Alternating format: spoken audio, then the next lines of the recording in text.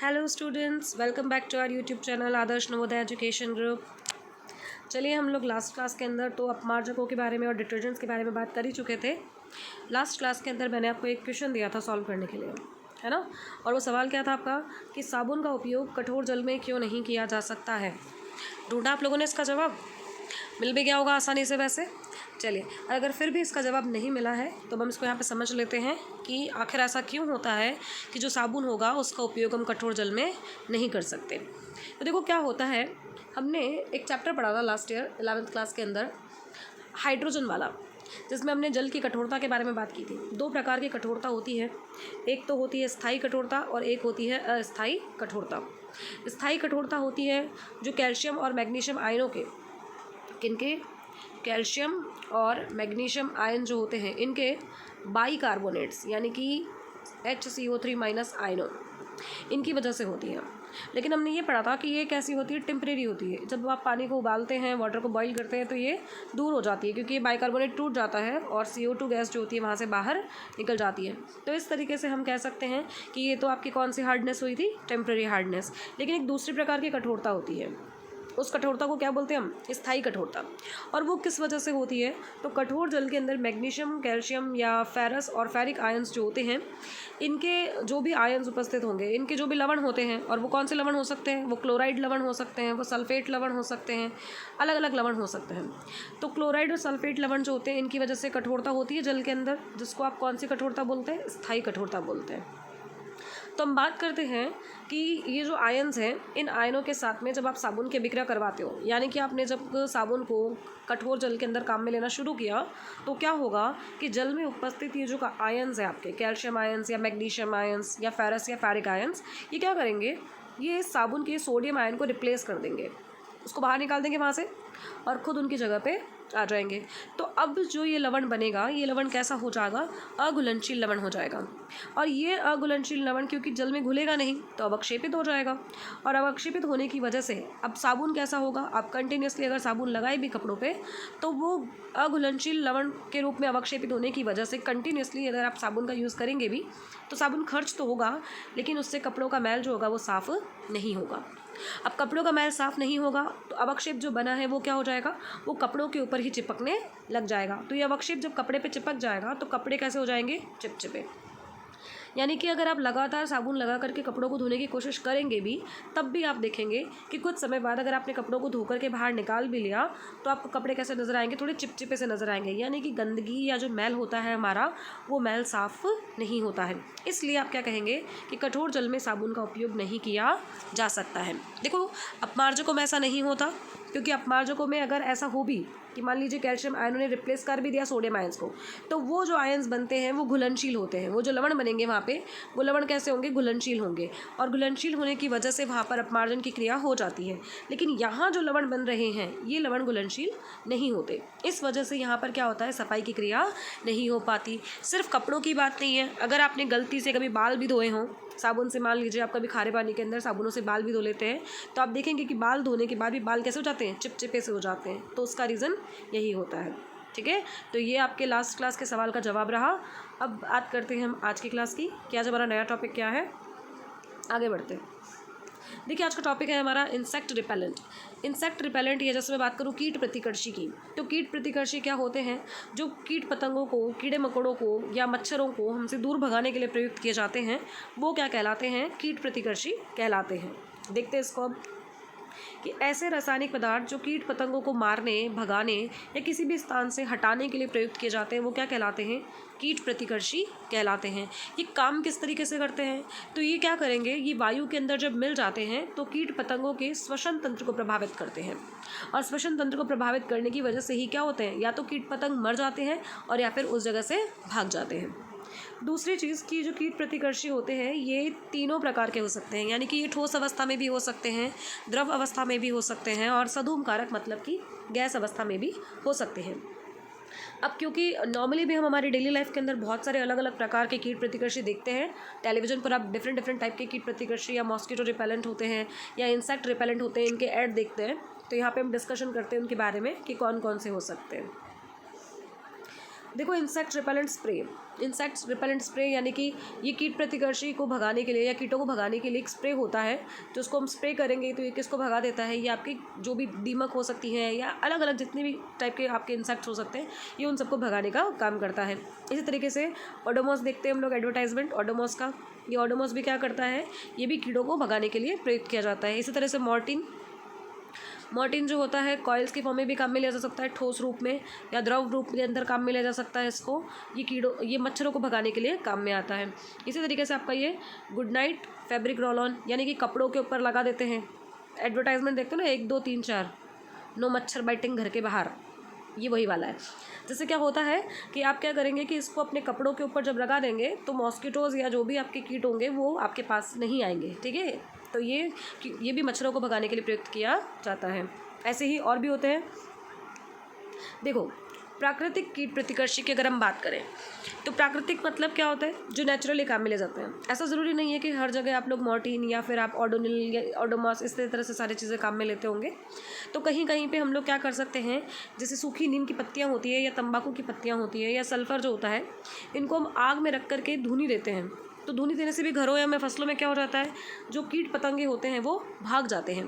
तो ये कीट पतंगों को भगाने के लिए वहाँ पे काम में लिए जाते हैं। जब धुआं करते हैं तो उस धुएं से जो आप देखेंगे ये नेचुरल ये इंसेक्ट रिपेलेंट या मॉस्किटो रिपेलेंट की तरह कार्य करते हैं और वहाँ से ये कीड़ों को भगा देते हैं। जब भी बहुत ज़्यादा मच्छर होते हैं तो ये टेक्निक यूज़ में ली जाती है। सेकंड आपका क्या है, हर्बल कीट प्रतिकर्षी। हर्बल कीट प्रतिकर्षी की अगर हम बात करें तो देखो जब हम लोग देखें घर में नैफ्थलीन की गोलियां वगैरह रखी जाती है ना, जो गर्म कपड़े वगैरह होते हैं जब इनको पैक करके रख देते हैं तो इनके अंदर नैफ्थलीन की गोलियां रख देते हैं। तो ये नैफ्थलीन की गोलियां क्या करती हैं, वहाँ पर उनको कीटों से बचाती है, कीड़ों से बचाती है उनको ख़राब होने से। तो इनके अंदर और क्या हो सकता है, जैसे ओडोनिल हो सकता है, ओडोमास हो सकता है। ये सब कैसे हैं, ये सब घरेलू कीट प्रतिकर्षी हैं, घरों में प्रयुक्त किए जाते हैं।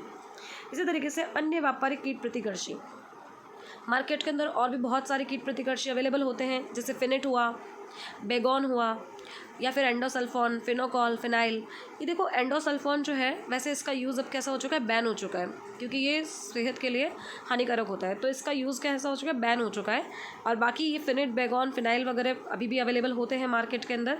हम लोग घरों में पोछा वगैरह लगाने के लिए भी काम में लेते हैं इनको। तो ये भी क्या करते हैं, कीड़ों मकोड़ों को दूर भगाते हैं।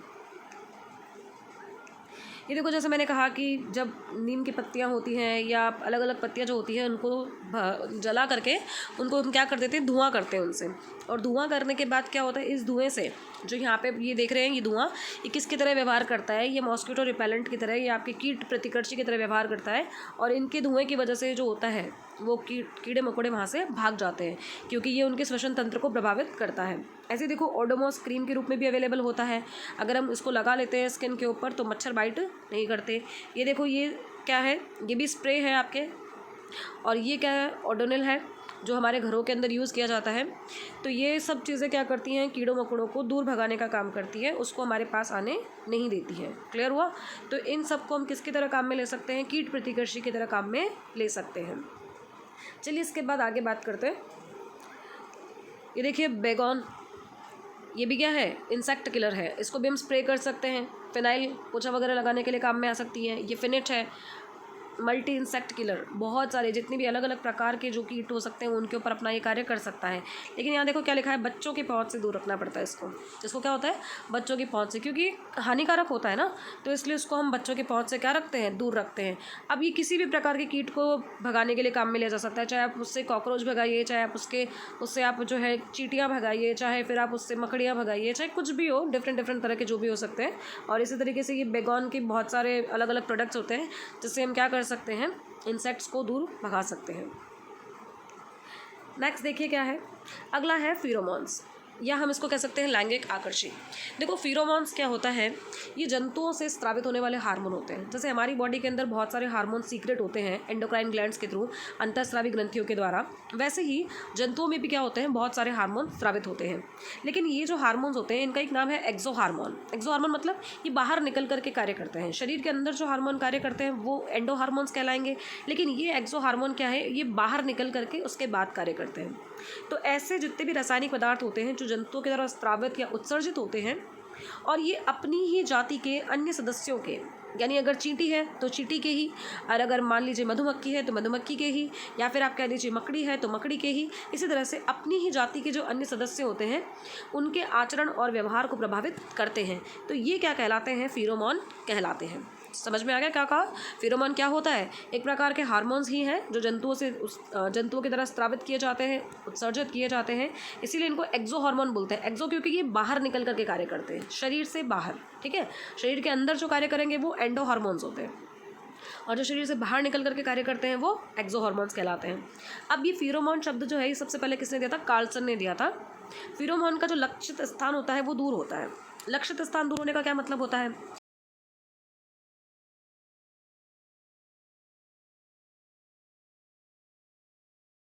पहुंचाना चाहते हैं वो क्या होता है? इनका दूर होता है। तो इनका लक्षित स्थान जो होता है वो कहाँ होता है? दूर होता है। क्लियर हुआ? अब फेरोमोन्स भी डिफरेंट टाइप्स के होते हैं, देखते हैं उनको। जैसे पहला है अपना सेक्स फेरोमोन या लैंगिक फेरोमोन। देखो, सेक्स फेरोमोन या लैंगिक फेरोमोन्स क्या होते हैं? मुख्यतः ये प्रजनन काल के अंदर स्रावित किए जाते हैं। और किसके द्वारा स्रावित किए जाते हैं? मादा के द्वारा स्रावित किए जाते हैं। जिससे क्या होता है? उसकी जो फ्रेग्रेंस होती है, जो उसकी स्मेल होती है, उस स्मेल से जो नर होते हैं वो उनकी ओर आकर्षित होते हैं। इनका मुख्य कार्य क्या होता है? लैंगिक आकर्षण होता है। यानी कि ये मुख्यतः क्या करते हैं? विपरीत लिंग को अपनी तरफ आकर्षित करने का कार्य करते हैं। जैसे कि कस्तूरी मृग की जो नाभि होती है, नर की नाभि में एक कस्तूरी मस्क जो होता है, इसको हम एक नाम देते हैं मस्कॉन। ये मस्कॉन होता है जो कस्तूरी मृग की नाभि से निकलता है, ये फेरोमोन है, ठीक है। तो ये क्या होता है? कस्तूरी मृग की नाभि से उत्सर्जित होता है, जिससे क्या होगा कि मादा जो होती है, यानी कि जो फीमेल डियर जो होती है वो मेल डियर की तरफ आकर्षित होती है। तो ये फेरोमोन क्या कहलाता है? मस्कॉन कहलाता है। इसी प्रकार से चीते या बिल्ली में सिविटॉन होता है, ठीक है। चीते या बिल्ली के अंदर सेक्स फेरोमोन का कार्य कौन करता है? सिविटॉन, जो क्या करता है? विपरीत लिंग के जो आपके होते हैं चीते या बिल्ली, उनको अपनी तरफ आकर्षित करने का कार्य करता है। तो इस तरीके से ये क्या करते हैं? ऑपोजिट सेक्स को अट्रैक्ट करने का कार्य करते हैं, इसलिए इनको क्या बोला जाता है? लैंगिक फेरोमोन बोला जाता है। क्लियर? ये किसके अंदर स्रावित होता है? डियर के अंदर, यानी कि जो मृग है आपका उसमें, और ये चीते या बिल्ली के अंदर स्रावित होता है सिविटॉन।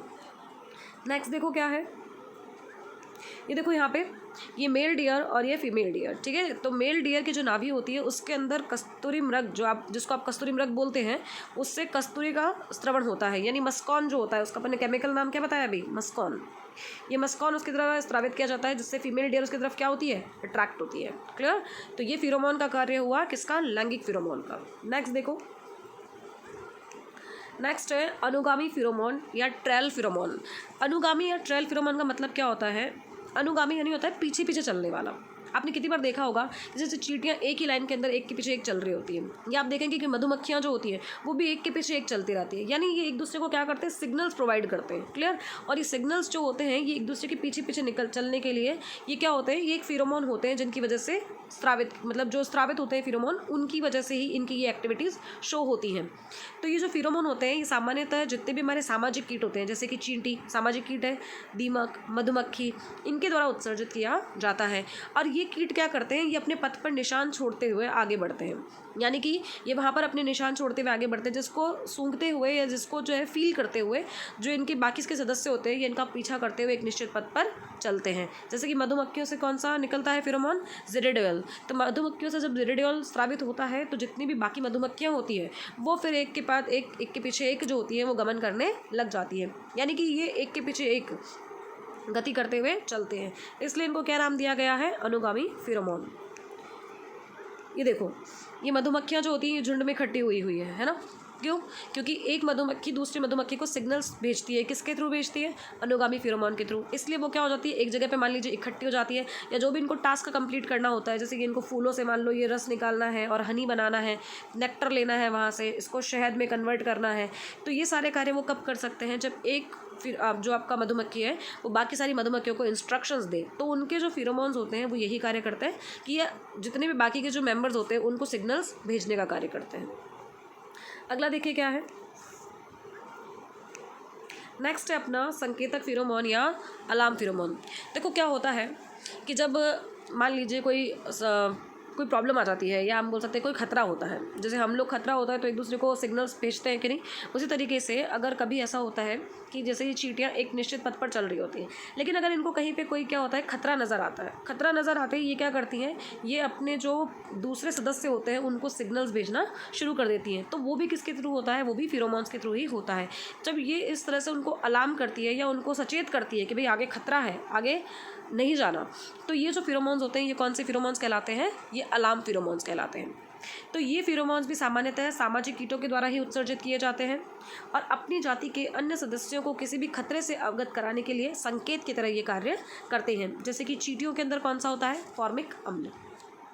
इन फेरोमोन्स का यूज़ हम किसके लिए कर सकते हैं, कीट नियंत्रण के लिए। कैसे, क्योंकि अब हमें समझ में आ चुका है कि ये फेरोमोन्स क्या करते हैं, ये फेरोमोन्स बाकी के सदस्यों के ऊपर अपना इम्पैक्ट डालते हैं। तो मान लीजिए कि किसी भी फेरोमोन की थोड़ी सी जो मात्रा होती है उसको अगर हम एक जगह पे थोड़ी सी देर के लिए रख दें तो क्या होगा, उसके वहाँ पर आकर के बहुत सारे जो उसकी जाति के अन्य सदस्य होंगे वो वहाँ पर आकर क्या हो जाएंगे, इकट्ठे हो जाएंगे और फिर आप उसको क्या कर सकते हैं, मतलब एक तरीके से धोखा है ये, तो आप इसको क्या कर सकते हैं, यहाँ पे जब धोखा दोगे तो ये सब लोग यहाँ इकट्ठे हो जाएंगे, इनको पता भी नहीं है कि क्या हुआ, इनको क्या पता कि आर्टिफिशियली आपने यहाँ पे फेरोमोन को रखा है, ये तो यही सोचेंगे कि भाई नेचुरली है।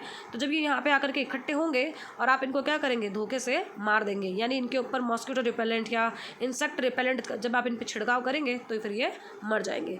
तो ये एक तरीके से आप इसको क्या कर सकते हैं, कीट नियंत्रण में उपयोग में ले सकते हैं। ये देखो, जैसे मान लो कि ये चींटियाँ हैं, अगर ये अपना कोई भोजन वगैरह ढूंढती हैं तो एक चींटी ने अगर शक्कर का दाना ढूंढा तो बाकी चींटियों को कैसे पता चलेगा कि भाई उसने शक्कर का दाना ढूंढा, क्यों ढूंढा, क्योंकि वो अपनी जगह पे क्या करती है, पीछे इस तरह से निशान छोड़ती हुई चलती है। तो जब वो निशान छोड़ती हुई चलती है तो उन बाकियों को पता चल जाता है कि इसका मतलब आगे कुछ ना कुछ उसको मिल गया है। देखो ऐसे लाइन से चलती हुई देखिए ना, घर में कैसे रेलगाड़ी बना करके चलती है एक के पीछे एक, बिल्कुल वैसे ही ये इस तरीके से चलती है। देखो यहाँ पे देखो, ये चींटी क्या है, ये जो चींटी है जब ये चलती है तो अपने जहाँ पे जैसे आप ये देख रहे होंगे ये चीज़, ठीक है, तो यहाँ पे क्या करती है, ये अपने पीछे उत्सर्जित करती चलती है फेरोमोन्स को, जिसको फील करते हुए, जिसको स्मेल करते हुए जो बाकी के इसके मेंबर्स होते हैं वो इसकी तरफ अट्रैक्ट होते हैं या इसके पीछे पीछे चलते हैं। तो इस तरीके से ये फेरोमोन्स जो होते हैं ये कार्य करते हैं। क्लियर है। तो 3 प्रकार के फेरोमोन्स हो गए, एक तो हो गया सेक्स फेरोमोन, एक आपका हो गया ट्रेल फेरोमोन और एक हो गया हमारा ये जिसके अंदर हमने अलार्म फेरोमोन की बात कर ली। तो ये फेरोमोन्स का कार्य समझ में आ गया सब लोगों को, हार्मोन्स की तरह ही कार्य करते हैं लेकिन बस शरीर के बाहर। अगला टॉपिक देखो क्या है, अगला है रॉकेट प्रोपेलेंट, या जिसको आप ये बोलेंगे कि रॉकेट प्रणोदक। रॉकेट प्रणोदक क्या कार्य करते हैं, देखो रॉकेट के अंदर हम देखते हैं रॉकेट जो होते हैं वो जनरली हमारे जितने भी भारत में हुए या जितने भी देश हुए वहाँ से जब ये रॉकेट छोड़े जाते हैं तो इनके पीछे से ये दिख रहा होगा आप लोगों को, ये बर्निंग, यानी कि ये जब ईंधन जलेगा तो ये बहुत ज़्यादा मात्रा में क्या करते हैं, गैसें निकालते हैं, और जब ये गैसें बहुत ज़्यादा मात्रा में बाहर निकलती हैं तो ये उसको क्या करती है, विपरीत दिशा में ऊपर की तरफ भेजती है, तो प्रेशर से ऊपर की तरफ जाते हैं ये। तो इसलिए ये रॉकेट प्रणोदक किसकी तरह कार्य करते हैं, एक तरीके से ये उसको हम बोल सकते हैं कि रॉकेट को आकाश में भेजने के लिए कार्य किए जाते हैं। तो ये अलग अलग तरीके से काम में लिए जाते हैं। देखो रॉकेट प्रणोदक की बात करें तो ऐसे रासायनिक पदार्थ जो रॉकेट को आवश्यक ऊर्जा और शक्ति प्रदान करते हैं, कितनी आवश्यक ऊर्जा और कितनी शक्ति प्रदान करते हैं, जिससे कि वो क्या कर सकते हैं, आकाश में गति कर सकते हैं, तो ये रॉकेट प्रणोदक कहलाते हैं। अब ये अलग अलग हो सकते हैं, जैसे ऑक्सीकारक पदार्थ हो सकता है और ईंधन जो होते हैं इन दोनों के मिश्रण होते हैं, यानी कि 2 प्रकार से ऊर्जा मिलती है किसी भी रॉकेट को। उसके अंदर एक तो क्या होता है, एक तो उसके अंदर होता है फ्यूल और एक उसके अंदर होता है ऑक्सीडाइजिंग एजेंट, इन दोनों का मिक्सचर होता है। और इन दोनों का मिक्सचर जब जलाया जाता है तो जलाने पर जब दहन क्रिया होगी तो ये बहुत अधिक मात्रा में गर्म गैसें बनाएंगे, और ये गर्म गैसें जो होती है ये रॉकेट के नोजल से, नोजल मतलब जो पिछला हिस्सा होता है रॉकेट का, वहाँ से बाहर निकलती है, और बाहर निकलने के बाद ये रॉकेट को क्या करती है, ऊपर उठाने के लिए आवश्यक शक्ति प्रदान करती है। तो आवश्यक शक्ति प्रदान करती है जब क्या करती है ये कि वहाँ से उसको जो भारी मात्रा में जो गर्म गैसें होती हैं उनको बाहर निकालती है। कैसे प्रदान करेंगे, ये फ्यूल और ऑक्सीजन के हेल्प से, यानी इन दोनों के मिक्सचर से ही उसको क्या मिलेगी, ऊर्जा मिलेगी कि वो क्या कर सके, आराम से ऊपर गति कर सके। क्लियर। ये देखो अगर हम लोग इस तरीके से रॉकेट छोड़ते हैं, लॉन्च करते हैं, तो ये देखो यहाँ पे बहुत सारी मात्रा में क्या निकलती है, गर्म गैसें निकलती है। ये जो फ्यूल काम में आ रहा है, ये फ्यूल क्या है, ये ईंधन क्या है, ये ईंधन 2 ही प्रकार से तो मिलकर के बना है। एक तो जिसके अंदर हमने ईंधन के रूप में कोई ना कोई केमिकल काम में लिया है, और हमने एक अपचयकारक के रूप में कोई ना कोई क्या करते हैं, जला देते हैं, जिससे उनको क्या मिलती है, सफिशिएंट एनर्जी मिलती है। अब देखिए रॉकेट प्रणोदक के लक्षण क्या क्या हो सकते हैं। तो अच्छे रॉकेट प्रणोदक में निम्नलिखित गुण होने चाहिए। पहला क्या है कि या तो ये ठोस अवस्था में हो या फिर ये द्रव अवस्था में हो, दोनों में से किसी एक अवस्था में हो सकता है। ऐसा क्यों? क्योंकि देखो गैस का आयतन बहुत ज़्यादा होता है और इतना हमारे पास जगह नहीं होती रॉकेट के अंदर कि हम गैस के रूप में फ्यूल को स्टोर करके रख सकें। तो इसलिए या तो ये द्रव के रूप में होता है या फिर ठोस के रूप में, ताकि क्या होता है उसका जो भंडारण कर सके हम अधिक से अधिक मात्रा में, यानी वो कम से कम स्पेस के अंदर बहुत ज़्यादा मात्रा में रखा जा सके। दूसरा क्या है कि ईंधन और ऑक्सीकारक पदार्थ का मिश्रण शीघ्र बनना चाहिए, यानी ऐसा नहीं कि वो घुल ही नहीं रहे हो, आपस के अंदर मिक्स ही नहीं हो रहे हो और आप सोचें कि वो आराम से क्या कर सके, गैसें बना सके, बाहर निकल सके और रॉकेट जो है वो ईजिली गति कर सके। तो इसके लिए इन दोनों का मिश्रण आपस में क्या होना चाहिए, जल्दी से जल्दी बनना चाहिए। नेक्स्ट क्या है कि रॉकेट प्रणोदक को अत्यधिक ज्वलनशील होना चाहिए, क्योंकि अगर अत्यधिक ज्वलनशील होगा तो ही अत्यधिक मात्रा में क्या होगी, गैसें बनेंगी और उससे क्या होगा, रॉकेट को उच्च वेग मिलेगा। तो इसलिए उनका ज्वलनशील भी होना ज़रूरी है।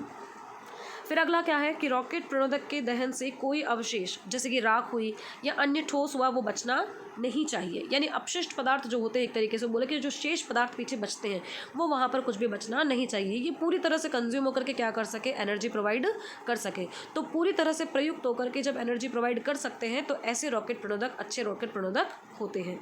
तो ये किसकी बात हुई, कैरेक्टरिस्टिक्स की बात हुई हमारी कि कौन कौन से गुण उनके अंदर होने चाहिए।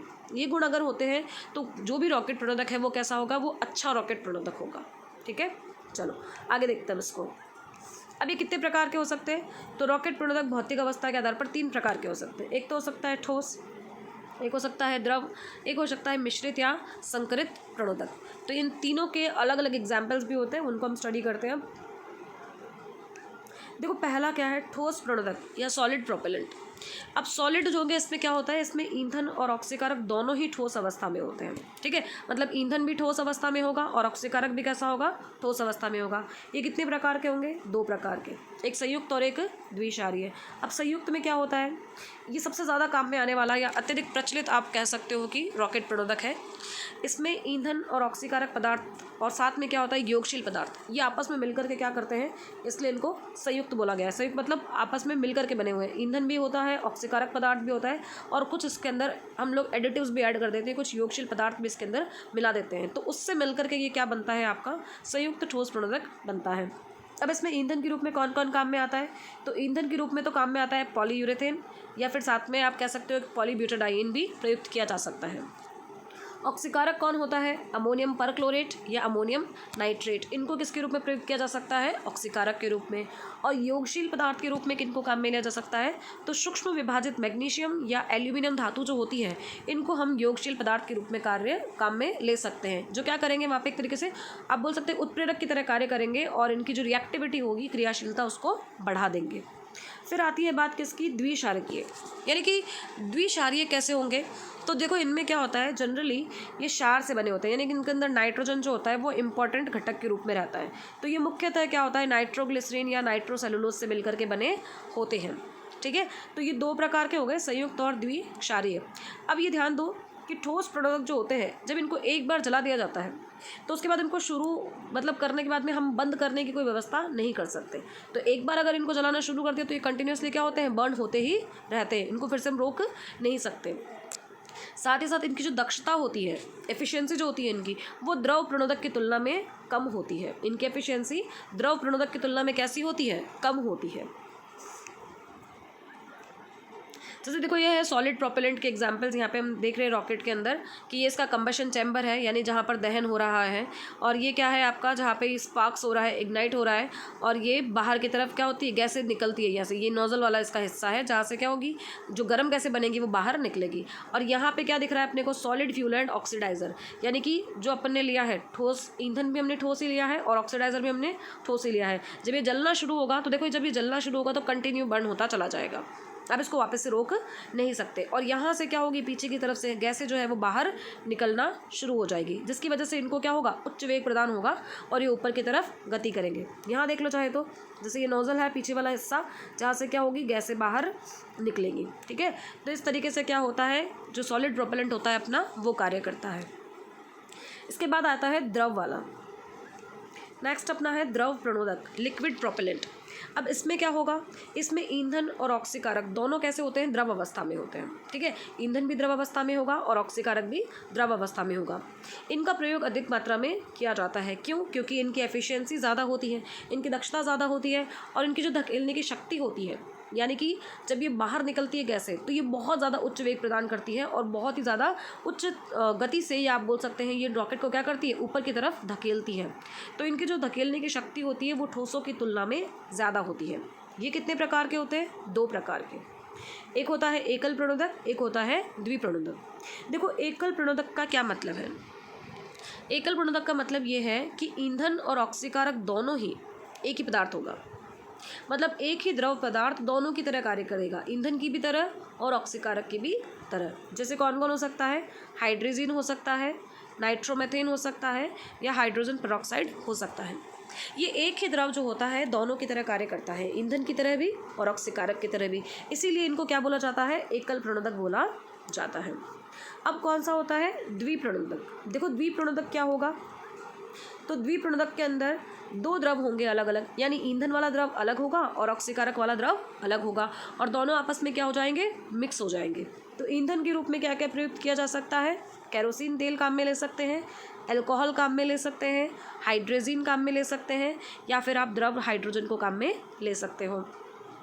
ऑक्सीकारक क्या होगा, या तो द्रव ऑक्सीजन काम में ले सकते हो, या द्रव नाइट्रोजन टेट्रा ऑक्साइड N2O4 को काम में ले सकते हो, या फिर नाइट्रिक अम्ल को भी काम में ले सकते हो।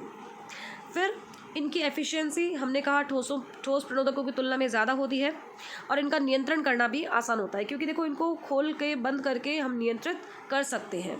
ठीक है, अलग अलग चैम्बर्स में स्टोर करके रखे जाते हैं, फिर ये मिक्स हो जाते हैं, उसके बाद में ये किसकी तरह कार्य करते हैं, जलते रहते हैं और एनर्जी प्रोवाइड भी करते रहते हैं। तो इस तरीके से ये प्रयुक्त किए जाते हैं। ये देखो लिक्विड प्रोपेलेंट, इनके अलग अलग चैम्बर्स बने हुए हैं। ये कंबशन चैम्बर है जहाँ पे क्या होगा, इसका दहन होगा, तो ये कंबशन चैम्बर है। अभी देखो लिक्विड फ्यूल अलग से है और लिक्विड ऑक्सीडाइजर अलग है, यानी दोनों मिक्स नहीं हुए हैं अभी। ये दोनों क्या होंगे, कनेक्टिविटी कर रखी कि यहाँ पे आकर के ये मिक्स होंगे और उसके बाद ये जलेंगे और ये नोजल से क्या बाहर निकलेगी, आपके गर्म गैसें बाहर निकलेंगी। फिर रॉकेट को क्या करेगी, ये ऊपर की तरफ धक्का देगी, जिससे रॉकेट आपका कहाँ जाएगा, ऊपर की तरफ जाएगा। या यहाँ देख लो, ये नोजल है, ये आपका कंबशन चैम्बर है और ये देखो ऑक्सीडाइजर है और ये फ्यूल है, दोनों अलग अलग टैंक के अंदर स्टोर किए हुए।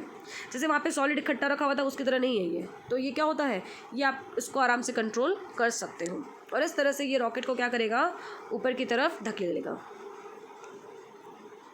फिर आती है बात किसकी, तीसरे वाले की, मिश्रित या संकरित।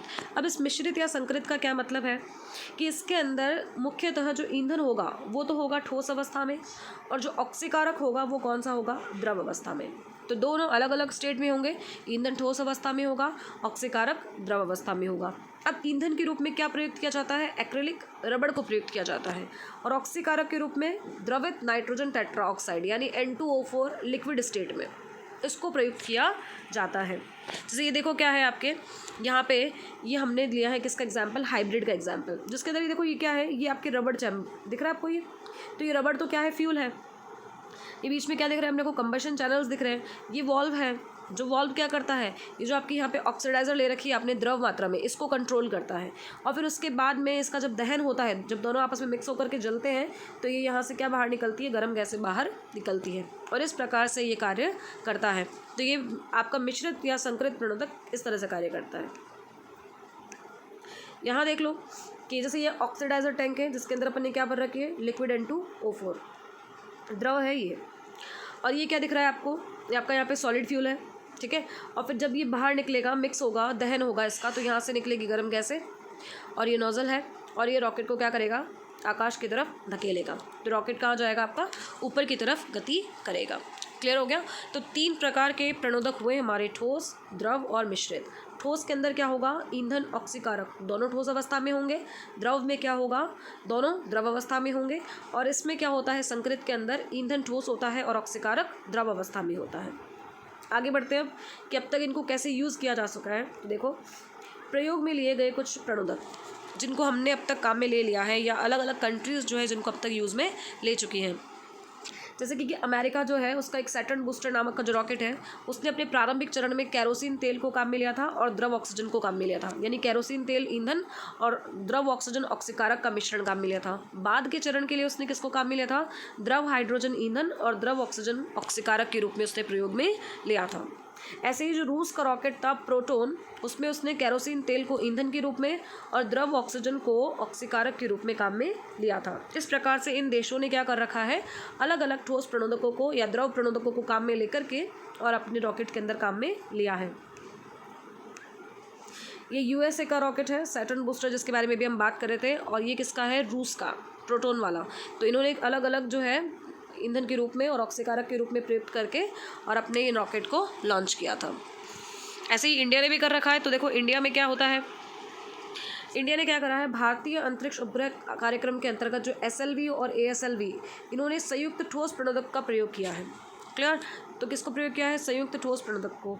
और ऐसे ही PSLV जो होता है, उन्होंने प्रथम और तृतीय चरण में तो क्या लिया था? HTPB, हाइड्रोक्सिल टर्मिनेटेड पॉलीब्यूटाडाइन, ये आधारित ठोस प्रणोदक, जिसके बारे में हमने स्टार्टिंग में बात की थी ठोस प्रणोदक की, वो। और द्वितीय चरण में इसने किसको काम में लिया था? HTPB को द्रव प्रणोदक के रूप में और द्रवित N2O4 को ऑक्सीकारक के रूप में, यानी ये तो क्या है? ईंधन, और ये क्या है? ऑक्सीकारक।